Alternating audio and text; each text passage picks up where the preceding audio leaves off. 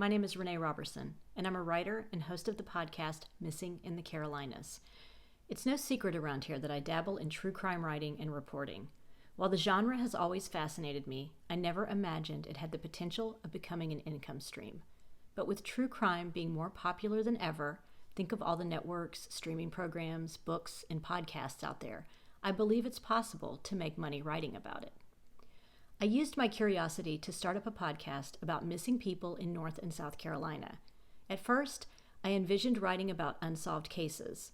Then, the more I started reading and digging into research, I discovered it was also interesting to tell the stories of people who had been missing, but maybe had been found.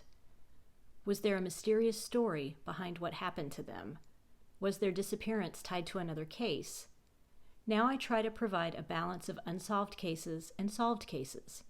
Very often in my research, I would come across an intriguing story, but it wasn't related to North or South Carolina.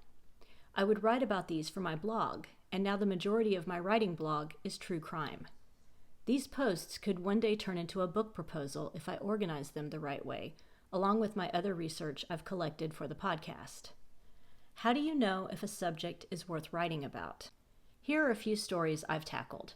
A husband in my area has been accused of murdering his wife with Visine. Yes, you heard that right. Most people don't know Visine can be lethal if ingested, so that made it unique, in my opinion. The topic of serial killers, especially female ones, make for salacious storytelling. While I was researching a ghost story episode of my podcast, I learned about one of America's first female serial killers, Lavinia Fisher. The more I read about her, the more I became convinced she may not have even murdered anyone, but her story didn't really fit into my podcast episode. I wrote about it for my blog instead. I also get ideas from watching old episodes of Unsolved Mysteries, one of my favorite shows.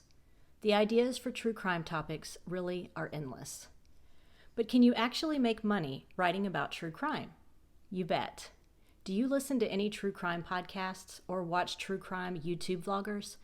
They likely make money from advertising revenue, and the bigger following they have, the more money they can bring in from sponsorships and ads.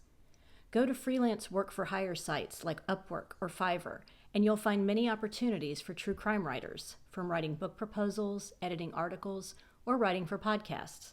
Mainstream magazines are also seeking out this genre.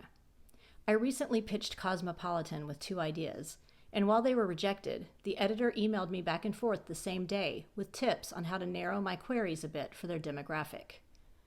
Do you like writing or reading true crime? See more examples of this genre at my blog, finishedpages.com, or check out my podcast, Missing in the Carolinas. Thanks for watching.